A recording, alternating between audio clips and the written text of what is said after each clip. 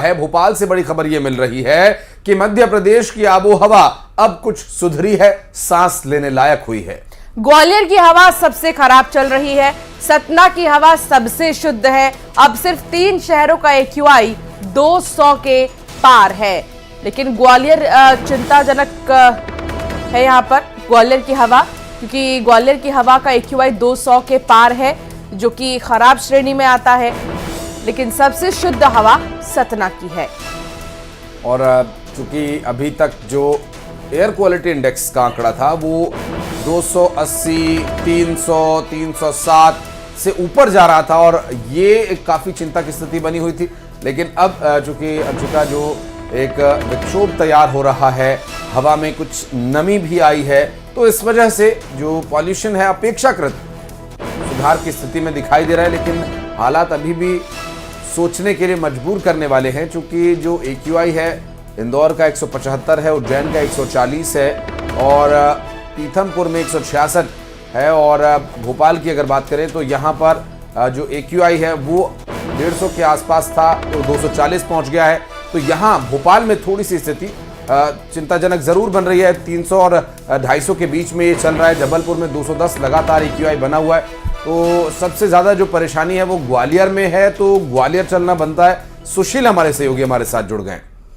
सुशील, ग्वालियर की हवा सबसे ज्यादा खराब है और 200 के पार है AQI, जो कि खराब श्रेणी में आता है। अगर आप तस्वीर दिखा सकते हैं तो जरूर दिखाइएगा कि विजिबिलिटी कितनी है।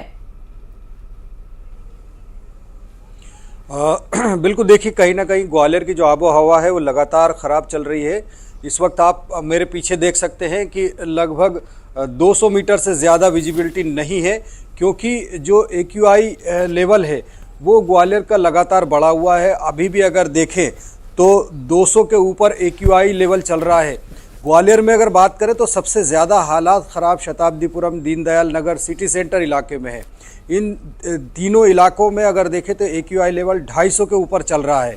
और परेशानी यही है कि जो सड़कें खुदी हुई है, सड़कों का निर्माण चल रहा है, उनसे उड़ने वाली धूल के चलते ग्वालियर की आबो हवा सबसे ज़्यादा ख़राब हो रही है। वहीं मौसम का तो फ़र्क पड़ता ही है, इसके अलावा जो 12,000 से ज़्यादा जो डीजल के पुराने वाहन सड़कों पर दौड़ रहे हैं, वो जो धुआं उगल रहे हैं, इनकी वजह से AQI लेवल लगातार बढ़ रहा है। लेकिन जैसा कि मौसम विभाग ने अनुमान जताया कि आज और कल ग्वालियर चंबल अंचल में बूंदाबांदी के साथ कुछ इलाकों में हल्की बारिश हो सकती है। तो इस संभावना के बाद लगता है कि अब AQI लेवल जो है, अगर बारिश होती है तो निश्चित तौर पर AQI लेवल जो है थोड़ा गिरेगा, उससे हालात सुधरेंगे। लेकिन अभी तो स्थितियाँ ये है कि जो बच्चे बुजुर्ग हैं, इसके अलावा दमा, अस्थमा और सांस की बीमारी के मरीज़ हैं, उनको सबसे ज़्यादा परेशानियां इन इलाकों में हो रही है, शहर में हो रही है। मरीजों की तादाद भी, एलर्जी के मरीजों की तादाद भी ग्वालियर के अस्पतालों में बढ़ रही है। तो निश्चित तौर पर अगर 1-2 दिन में बारिश का असर रहता है तो AQI लेवल थोड़ा कंट्रोल में आएगा, अन्यथा जो स्थितियां हैं उन स्थितियों में अभी सुधार की संभावना कम नजर आ रही है। ग्वालियर में जो कंस्ट्रक्शन वर्क चल रहा है सुशील, वहां पर कुछ एहतियाती कदम उठाने की आवश्यकता है। मसलन एंटी फॉगिंग, जो स्मॉग रोकने के लिए एंटी स्मॉगिंग गन है, उसका इस्तेमाल किया जा सकता है। पानी का छिड़काव, सड़क का जहां निर्माण चल रहा है, धूल को दबाने, ये सब प्रयास जब होंगे तब कहीं जाकर स्थिति में सुधार आएगा। प्रशासन से आप बात कीजिएगा अगर इसके लिए कोई कदम उठाए जा रहे हैं। फिर जानकारी लेने के लिए लौटेंगे आपके पास। बहुत बहुत शुक्रिया आपका। चलिए खबरों में आगे बढ़ेंगे। ग्वालियर शहर में ताबड़तोड़ लूट करने वाले 2 बदमाशों को क्राइम ब्रांच और हजीरा पुलिस ने गिरफ्तार किया है। दरअसल इनके पास से लूटे गए 8 मोबाइल फोन, 4 मंगलसूत्र बरामद किए गए हैं। लूट की वारदातों को अंजाम देने वाले ये बदमाश शहर के अलग अलग क्षेत्रों में इन वारदातों को अंजाम दे चुके थे। खास बात यह है कि मुख्य आरोपी संजीव शाक्य पोस्ट ऑफिस में काम करता है। बिल्कुल, और पढ़ाता भी है, जबकि उसने अपने साथ 10वीं के छात्र सचिन को भी सहयोग के लिए रखा था। बदमाशों की सूचना चाट के ठेले वाले से मिली थी। इन बदमाशों ने 40 रुपए की चाट खाने के बाद उसे सिर्फ 4 रुपए चुकाए और भाग गए। दरअसल चाट वाले ने शिकायत की थी, जिसके बाद पुलिस ने ऑपरेशन चलाया और फिर जाकर बदमाशों को गिरफ्तार किया गया। तो कई बार अपने शौक पूरे करने के लिए लोग इस तरह की हरकत भी करते हैं, महंगे शौक पूरे करने के लिए, कई बार दबंगई दिखाने के लिए। लेकिन पुलिस प्रशासन है ग्वालियर का सतर्क पूरी तरह से और कई वारदातों का खुलासा इनकी गिरफ्तारी से हुआ है। लूटने वाले और मंगलसूत्र लूटने वाले 2 लोगों को पकड़ने में सफलता मिली है। मैं मुख्य आरोपी जो है वो पोस्ट ऑफिस की नौकरी करता है, साथ में कुछ टीचिंग भी करता है। और उसका पिछले 2 महीनों में इन्होंने करीबन 8 मोबाइल लूटे हैं और 4 मंगलसूत्र लूटे हैं। अलग अलग थानों के हैं, शहर भर के। इनका पूरा का कोई क्रिमिनल रिकॉर्ड नहीं है। इसमें खास बात यह भी है कि इसका एक भाई भी साथ में है, अभी बात बताई इसने। और इसका एक स्टूडेंट जिसको पढ़ाता था 10th में, उसको भी इसने साथ में रखा था। और ये पहले मोबाइल लूट रहे थे, क्योंकि मोबाइल में इनका कहना था कि महिलाएं अगर मिल जाती हैं सुनसान जगह पे तो मोबाइल लूटने में आसान जाता है। ग्वालियर में सड़क निर्माण को लेकर 2 गुटों के बीच विवाद हो गया, जिसके बाद मामला फायरिंग तक जा पहुंचा। फायरिंग का लाइव वीडियो भी सामने आ चुका है, आप देखिए अपनी स्क्रीन पर। विवाद में फायरिंग हुई है और कहासुनी से ये पूरा विवाद शुरू हुआ और उसके बाद जाकर फायरिंग करते हुए लोग यहाँ पर नजर आ रहे हैं। और देखिए किस तरीके से जान बचाकर कुछ लोग भाग भी रहे हैं यहाँ से। ग्वालियर का ये पूरा मामला बताया जा रहा है। हथियार इनके पास कहाँ से आए और क्या दस्तावेज हैं इन हथियारों के इन लोगों के पास, ये सबसे बड़ा सवाल है। और ये सीसीटीवी वीडियो सामने आया है, आप देख सकते हैं तस्वीरों में। और फायरिंग यहाँ चल रही है, लेकिन इस तस्वीर में आप अगर ध्यान से देखें तो यहाँ पर एक ट्रैक्टर स्टार्ट होकर बिना ड्राइवर के रिवर्स में चला आ रहा है।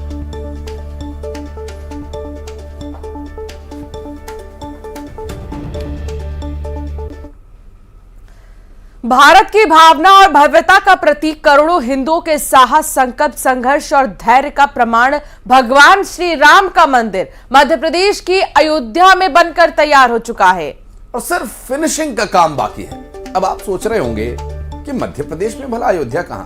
तो हम आपको बताते हैं कि ये जो तस्वीर आप देख रहे हैं, ये इंदौर की विधानसभा 4 का अयोध्या कहा जाता है। महापौर ने अयोध्या में बनकर तैयार हो रहे भव्य राम दरबार की प्रति का एक संकल्प लिया था और हूबहू वैसा ही मंदिर बनाकर तैयार किया गया है इंदौर में।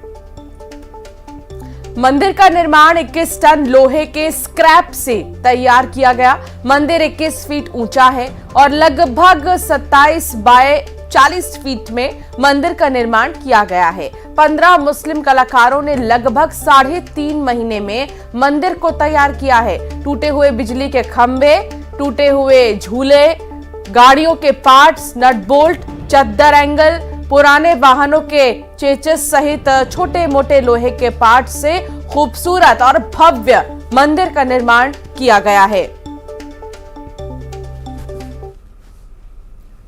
तो कलाकारों की कला है और इसको भी देखने अगर आप कभी जाएं, चूंकि ये बनकर तैयार हो चुका है और बेहद खूबसूरत भी नजर आ रहा है अंशिका। और इसी के साथ इस बुलेटिन में रुकेंगे एक छोटे से ब्रेक के लिए। खबरें आगे भी जारी रहेंगी, आप बने रहिए हमारे साथ।